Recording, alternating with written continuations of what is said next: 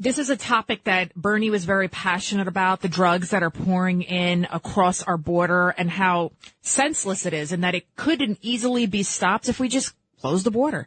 On the line with us right now is former DEA Special Agent in Charge, Derek Maltz. How are you, Derek? Good morning, Lydia. How are you?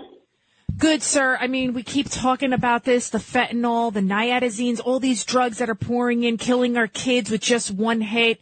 I mean, what is the solution here? We know where it's coming from. We know how it's getting in. I see the education ramping up in the schools. I see they're putting out the Narcan in the schools. But is that really the solution? Or do we just, we got to cut it at the source? Lydia, if you look at all the seizures that are being made, we just had another 650,000 pills seized by Homeland Security in California with Riverside Sheriffs. We had another 1 million pills seized in L.A. That gives you an indication on the production supply coming out of the labs in Mexico. So in my view, there's one thing you could do.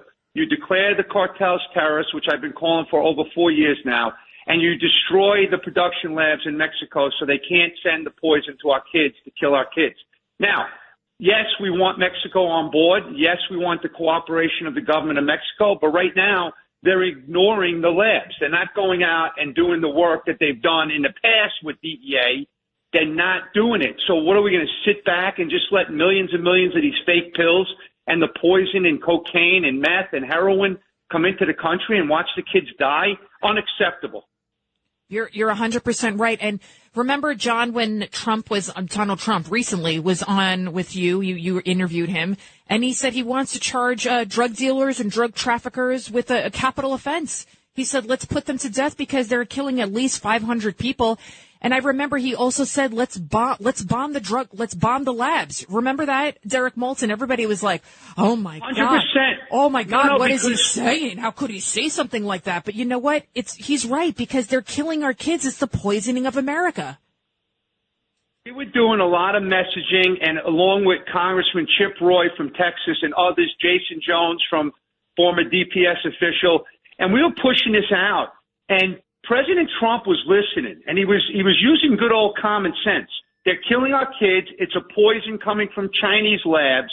We need to stand up for our families in America. The problem was that President Trump got bad information from all the Washington bureaucrats, and he decided to not do it, and he gave the Mexicans a chance. And unfortunately, they just didn't stand up, and they didn't do the right thing. And right now, it's like it's a perfect storm for death and destruction in our country.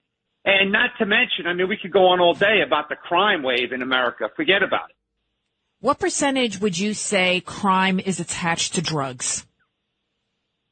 In my opinion, it's got to be, I mean, this is just an educated guess. It's definitely 75, 80, 85%. I mean, yeah, there's domestic disputes all over the place, and there's these different rivals going on. But if you look at the root causes, it's drug trafficking. Right. It's marijuana trafficking. New York, it's a disaster with the marijuana trafficking. And you know what nobody knows, Lydia?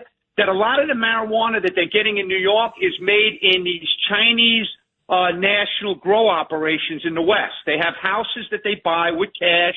They make this unbelievably powerful marijuana, and they're sending it across the country into Chinatown and other locations, and they're fighting over it on the streets. There's a lot of violence because of marijuana. You know, a lot of people ask the question, why would a drug dealer want to kill its client? I mean, don't you want to keep them alive so they'll keep buying from you? Can you explain to the public how maybe the drug dealer doesn't even realize that what he is selling could actually kill somebody, but it is clearly the intent of the Chinese who are supplying these chemicals to the cartels to kill Americans? Right, Lydia, I have said a long time for now, it's been a long time I've been saying this.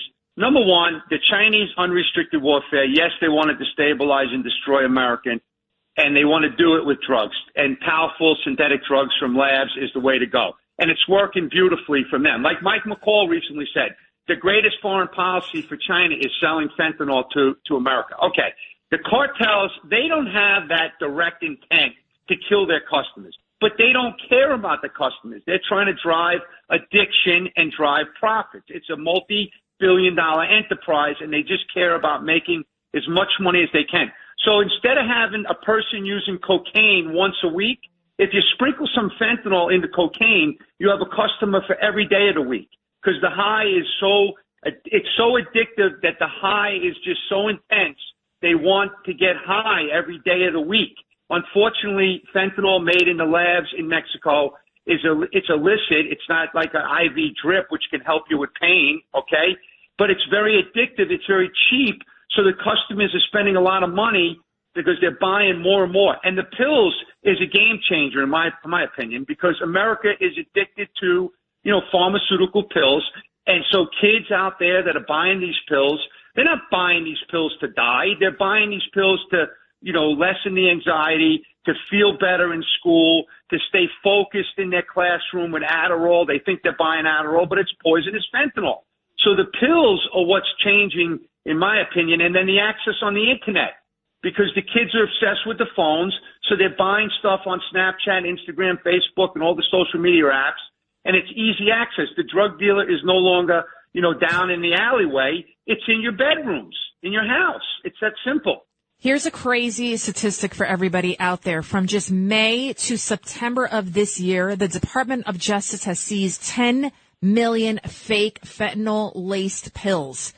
I mean, that's enough to kill 36 million Americans.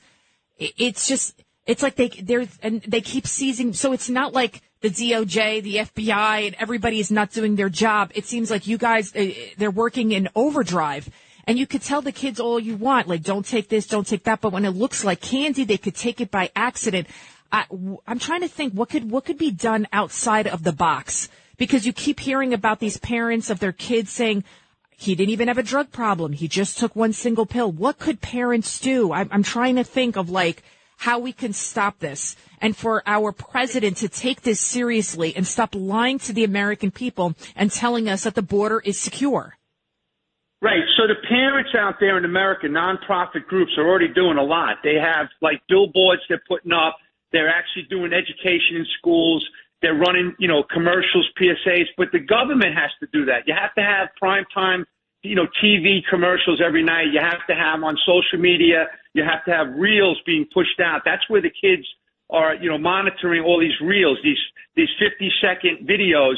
And the government's not doing that. They're antiquated. They're thinking, this is something that they can wait on. It's like there's no sense of urgency.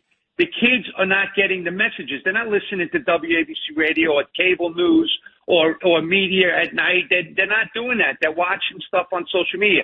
So you have to be aggressive. Department of Education is MIA. As a matter of fact, I heard that what's her name is over there talking about Ukraine. Now she's not even focusing on her own schools. Randy Weingarten, she went over to the Ukraine. Why'd she go to Ukraine? I have no idea. She getting a cut of something? I have no idea. She's now going to Texas and she doesn't go to the border. This is insanity. She's at a fundraiser. Right. She's not talking about it. So you have to destroy the labs. That's going to get the attention of the Mexican government. That's going to get the attention of the American public. But it's not about going to war with Mexico. That's not what we're talking about. Precision strikes on the chemical production labs that are killing our kids at record levels. It's that simple. I mean, Derek Maltz, how many times have we seen that somebody gets busted with meth and fentanyl? It happened in California. It happened here in New York, and they're just let go.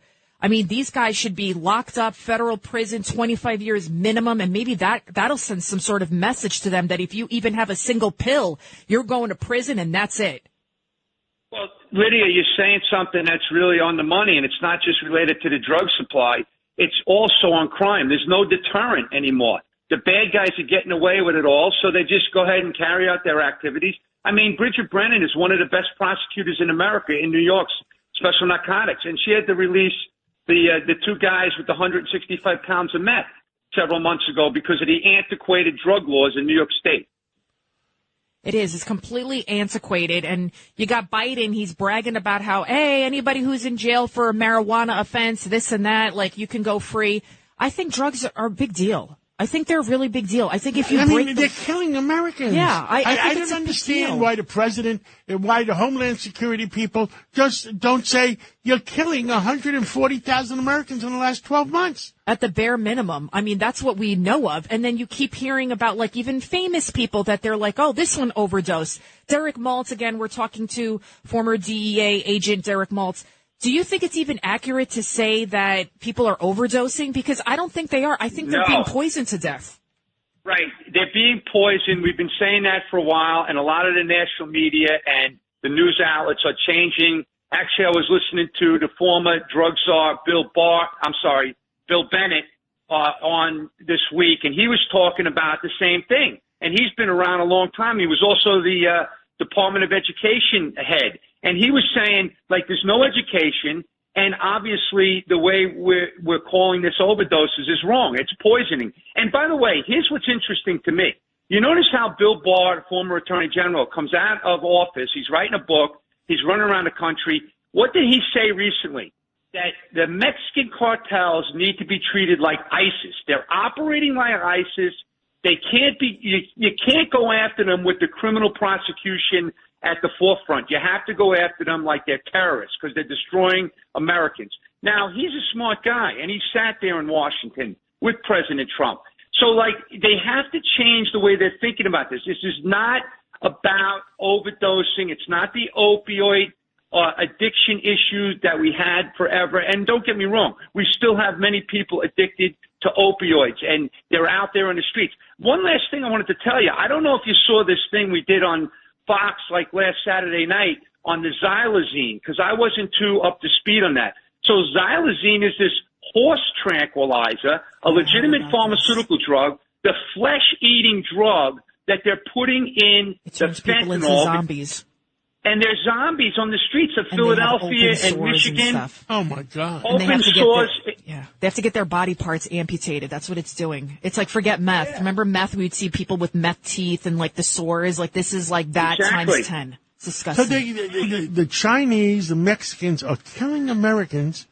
More Americans have died in the last 12 months than Afghanistan, Vietnam, and Korea. But, John, this is what upsets me, is forget about China. We know they want to kill us. Forget about the Mexican cartels and the drug dealers. We know all this.